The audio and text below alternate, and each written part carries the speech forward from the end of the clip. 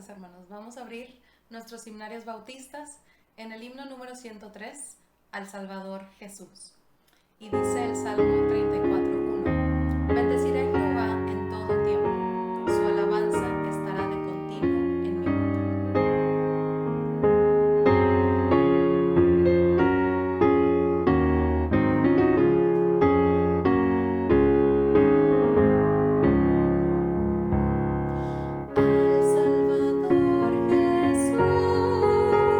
Canciones por doquier, con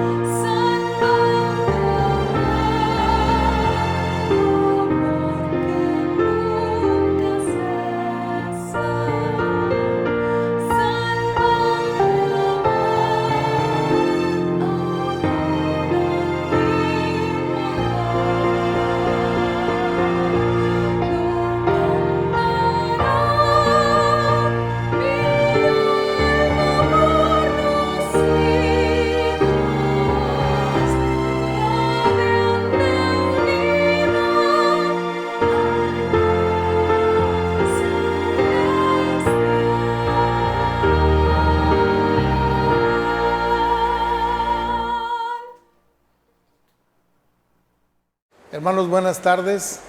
Es un domingo hermoso y vamos a revisar un tema que llenó el corazón de Pablo cuando escribía a los Corintios. ¿Se acuerdan que los Corintios fue una iglesia que él cuidó mucho? Que él estuvo más tiempo en Corinto que en cualquier otra ciudad, que él visitó más veces, que él escribió más cartas. Y lo que le hizo amar tanto a los corintios y cuidarlos tanto y visitarlos tanto y escribirles tanto es que la iglesia se portó mal con el apóstol.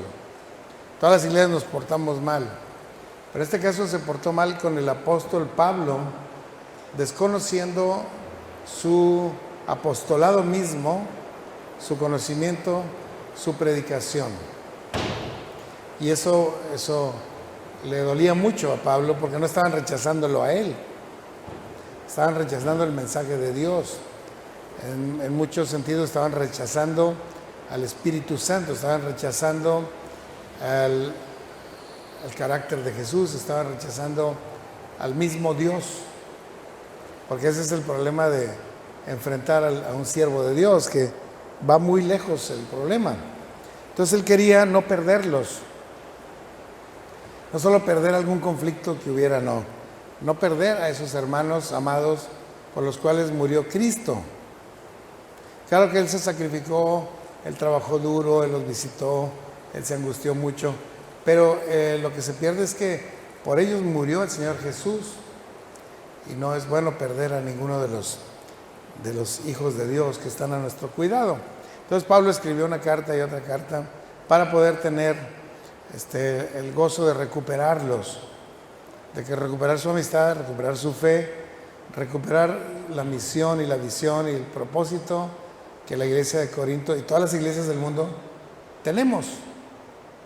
Así que en ese antecedente de cómo se portaron los corintios y cómo se preocupó Pablo, tiene sentido este pasaje que leeremos en segunda carta a Corintios capítulo 6.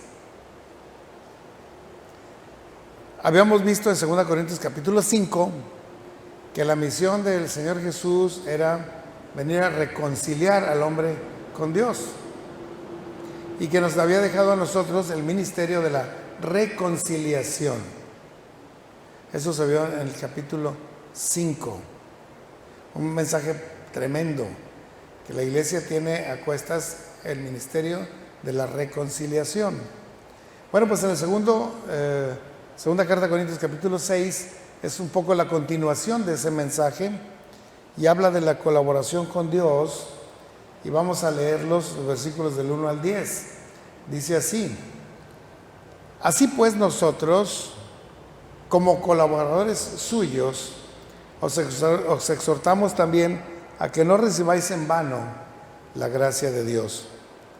Porque dice: en tiempo aceptable te he oído y en el día de la salvación te he socorrido. He aquí ahora el tiempo aceptable, he aquí ahora el día de la salvación. No damos a nadie ninguna ocasión de tropiezo, para que nuestro ministerio no sea vituperado. Antes bien, nos recomendamos en todo como ministros de Dios, en mucha paciencia, en tribulaciones, en necesidades, en angustias, en azotes, en cárceles, en tumultos, en trabajos, en desvelos, en ayunos,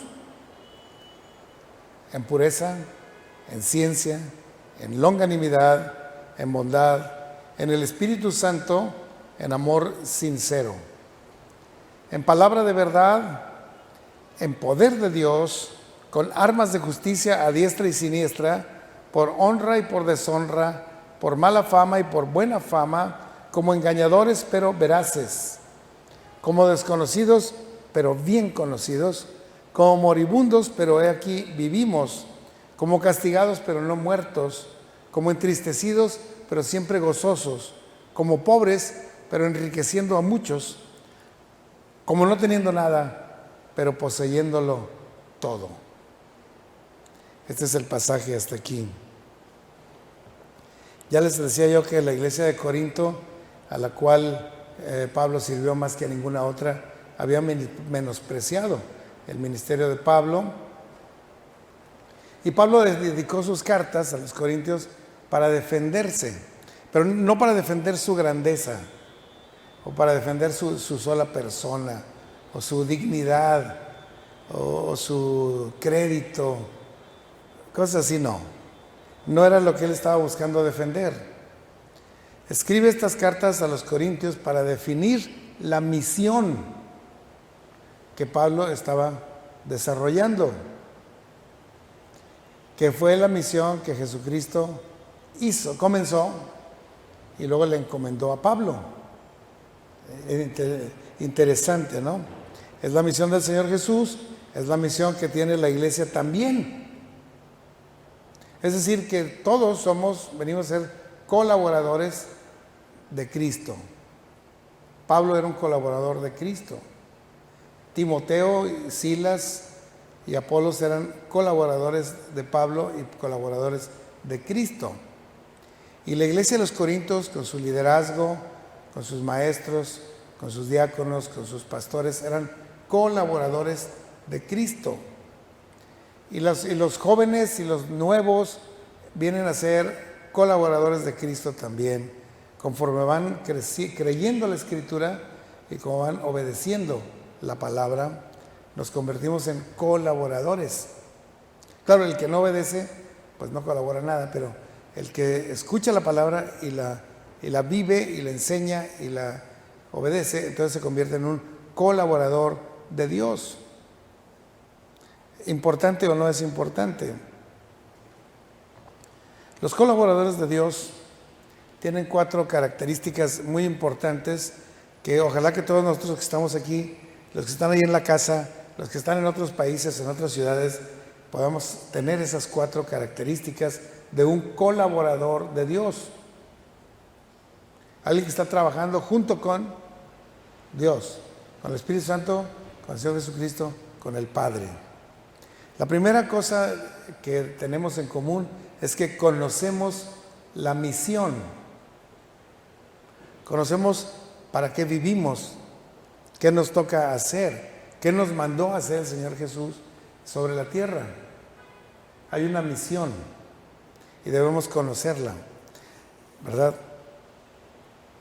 Entonces, si conocemos la misión y sabemos que es la misma para todas las iglesias y para todos los colaboradores y para todos los siervos, entonces debemos estar unidos por ese mismo propósito, trabajando en la misma dirección, trabajando con la misma intencionalidad, trabajando con el mismo esfuerzo, trabajando con el mismo amor, porque tenemos unidos en un propósito. Tercera cosa que debemos saber, debemos saber que debemos guardar el testimonio. Si no guardamos el testimonio, arruinamos la misión y caemos en despropósito. Una iglesia que ha arruinado su testimonio ya no tiene más que luchar. Lo arruinó. O un pastor que arruinó su testimonio está perdiendo la misión y el propósito para que Dios le llamó. Así que es importante entender que debemos guardar el testimonio y finalmente debemos estar dispuestos al sufrimiento.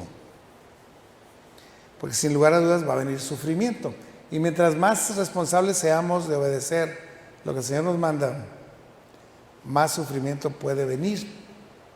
Porque así sufrieron los profetas, así sufrieron los discípulos, así sufrió el Señor Jesús en el cumplimiento de la misión. Así que no nos extrañe que venga una prueba de fuego o que venga un sufrimiento sobre nuestras vidas. Debemos estar dispuestos al sufrimiento. Todo eso Pablo les enseñó en esta segunda carta a los Corintios, capítulo 6, para que no piensen que Pablo era el enemigo de Apolos, o Pablo era el enemigo de Pedro, o Pablo era el enemigo de los líderes de Corinto, o Pablo era el enemigo de la iglesia de Corinto. No. Por más que lo hayan maltratado, no somos enemigos los unos de los otros. Somos más que amigos, somos colaboradores. Sí somos amigos, pero somos colaboradores. Y entonces tendremos una mejor perspectiva y trabajaremos juntos. Porque si se recuerdan otros pasajes de Corinto, Pablo les regañaba porque habían hecho bandos. Algunos decían, yo soy de Pedro, yo soy de Apolos, yo soy de Pablo. Y algunos más cerebrales decían, más espirituales, yo soy de Cristo y no me junto con ustedes. Así que también estaba falso ese que se sentía de Cristo y no se juntaba con los demás. La realidad es que debemos estar juntos con una sola misión, con un propósito, con un testimonio bueno y con un sufrimiento que vendría y al cual estaremos dispuestos a enfrentar, sabiendo quién va con nosotros.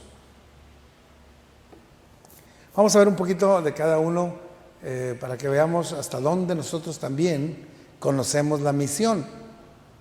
A lo mejor ni siquiera conocemos la misión. Somos colaboradores de Dios en la reconciliación del mundo con Él. Que el Señor Jesús estaba en Cristo reconciliando al mundo. Y luego nos dio a nosotros el ministerio de la reconciliación. ¿Quién necesita reconciliarse con Dios? Pues todo hombre pecador. Todo hombre que ha rechazado a Cristo en anteriores tiempos. Él necesita ser reconciliado. Y nosotros tenemos en nuestros hombros la tarea de la reconciliación. Somos también ministros de la gracia de Dios. El Señor nos ha ganado por su gracia y lo que recibimos de gracia debemos darlo por gracia a otras personas. Porque somos ministros de la reconciliación, somos ministros de la gracia. Somos también embajadores en nombre de Cristo. Como dicen los embajadores del Rey, somos embajadores, pero todos los cristianos somos embajadores. Estamos representando al Señor Jesús en la tierra. Así que cuando alguien nos pregunte algo, nos pide un consejo, en ese momento debemos hablarle de Jesús, porque Él es nuestro Rey y Señor, es el que nos mandó. Te voy a decir algo del Rey que nos mandó para acá. Es el Señor Jesús, y debemos decirlo. Segundo punto que veíamos es que debemos guardar el testimonio, porque el testimonio es la forma en que la gente nos ve, es el rostro que damos al mundo, es la conducta que tenemos en nuestra vida y que es visible por los demás. Nuestra conducta la ve primeramente nuestra esposa, y luego la ven nuestros hijos, y luego la ven nuestros vecinos, nuestros amigos, nuestros hermanos, y luego nuestros enemigos, y todo el mundo está viendo a ver cómo es este cristiano, dice él. Pues él dice que es cristiano. Pero cuando tu testimonio es resplandeciente, es limpio, es puro, es benigno, es bondadoso, es generoso, la gente no duda. Este es un verdadero cristiano. Qué hermoso, ¿no? Qué hermoso que alguien te diga, tú eres un verdadero cristiano. Y más que lo diga alguien que no lo es y que reconoce a Cristo en nuestra conducta. Entonces debemos guardar un testimonio. Pablo había guardado el testimonio, aún así hablaron mal de él. Pero él dijo, guardamos el testimonio porque somos de Cristo. No damos a nadie en ninguna ocasión de tropiezo. No damos a nadie ninguna ocasión de tropiezo. Si nosotros fuéramos infieles, si nosotros fuéramos ladrones, si nosotros maldicientes, si fuéramos violentos, si tuviéramos esas características, todos tropezarían y no podrían llegar a Cristo por nuestro testimonio perverso. Es importante que en el ministerio nuestro y de la iglesia no sea vituperado. Nos recomendamos como ministros de Dios, dice Pablo en sus palabras, en pureza, en ciencia, o sea, en conocimiento, en longanimidad, quiere decir en paciencia, en ánimo pronto, en ánimo prolongado, en amor sincero. La gente debe sentir que les amamos verdaderamente. Si ellos sienten eso, van a recibir el amor de Dios. Si sienten que nosotros los odiamos, los menospreciamos, los ignoramos, ellos no pueden encontrar a Dios en nosotros. En palabra de verdad, no solo no decir mentiras, ¿no? sino decir la verdad de Cristo en cuanto podamos, en bondad, en el Espíritu Santo que nos guía, en el poder de Dios y con armas de justicia. Las armas de justicia ya lo vimos hace 2 domingos, que son el escudo de la fe, la coraza de justicia, el cinto de la verdad, el yelmo de la salvación, el escudo de la fe y la espada del Espíritu, que es la palabra de Dios. Y dice que armas de justicia a diestra y siniestra. A diestra quiere decir la espada que ataca, y a siniestra quiere decir el escudo que defiende. Pero son armas espirituales, el escudo de la fe y la espada de la palabra de Dios. Esas son nuestras armas, y vamos a guardar un testimonio en ese sentido. Ahora, la disposición al sufrimiento. Fíjense que Pablo, yo creo que más que ninguno, después de Jesús, sufrió cosas difíciles, duras. Sufrió tribulaciones, necesidades, angustias, azotes, cárceles. Estuvo por lo menos 3 veces encarcelado, y otras veces en que estuvo nada más una noche o 2 días, pero él estuvo encarcelado muchas veces y fue azotado y fue angustiado y fue jaloneado por los tumultos, en trabajos forzosos, en desvelos, en ayunos y en persecuciones. Todo eso Pablo lo resistió por causa del Evangelio y para bien del Evangelio y para poder alcanzar a otros. Hermanos, vendrán tiempos difíciles, ya están ocurriendo, ya hay persecuciones en algunos estados del país, ya hay persecuciones en algunos países de Europa, sobre todo de la Europa oriental. También hay persecución en el norte de África muy, muy seria. Hay persecución en los países árabes, y eso se irá generalizando. Y la Iglesia de Jesucristo se va a ir yendo afectada por sufrimiento. A veces oramos: Señor, no nos permitas caer en sufrimiento, que estemos a gusto, Señor. Pero si eso es para bien de la obra, debemos estar dispuestos al sufrimiento. Dispuestos. Si nos mandan llamar de una corte para dar nuestro testimonio y está prohibido predicar la palabra de Dios, pues ¿qué vamos a predicar? La palabra de Dios. Pero te van a encerrar, estamos dispuestos. Pero te pueden azotar, estamos dispuestos. Te pueden despedir de tu trabajo, estamos dispuestos. Te van a menospreciar, te van a correr del país, estamos dispuestos. Porque el sufrimiento es la prueba de fuego que mide la realidad de nuestro cristianismo, nuestro espíritu de servicio, nuestra dependencia de Dios. Lo mide el sufrimiento. Pero lo más glorioso es que con nuestro sufrimiento estamos glorificando el nombre de Jesús, y con nuestro sufrimiento estamos logrando que otras personas vengan a la fe.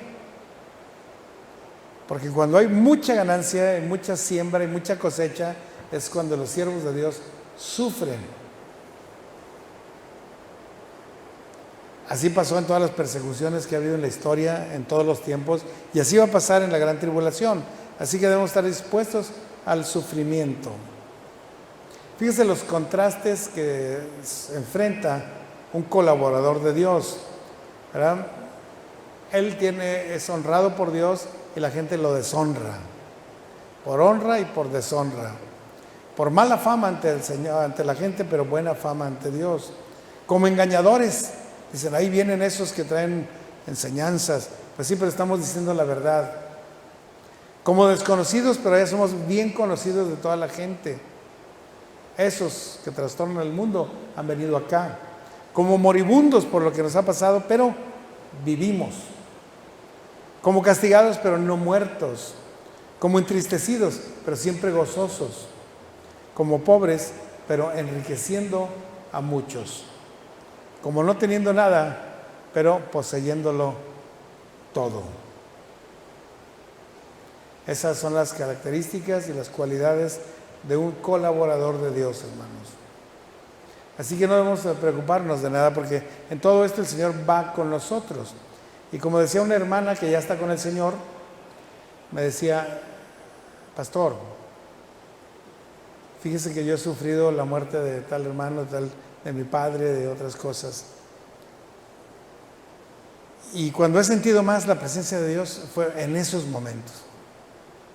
He tenido muchos festejos, aniversarios, conciertos, cosas bonitas, pero en ese momento de la pérdida tremenda, cuando perdí a mi padre, cuando perdí a mi hermano, entonces sentí la presencia de Dios conmigo. Y cuando sufrimos por el causa del Evangelio, entonces la presencia de Dios se hace mucho más ostensible. Y su presencia trae gozo y satisfacción y fortaleza y consuelo verdadero y crecimiento espiritual y muchas cosas que ni siquiera podemos describir.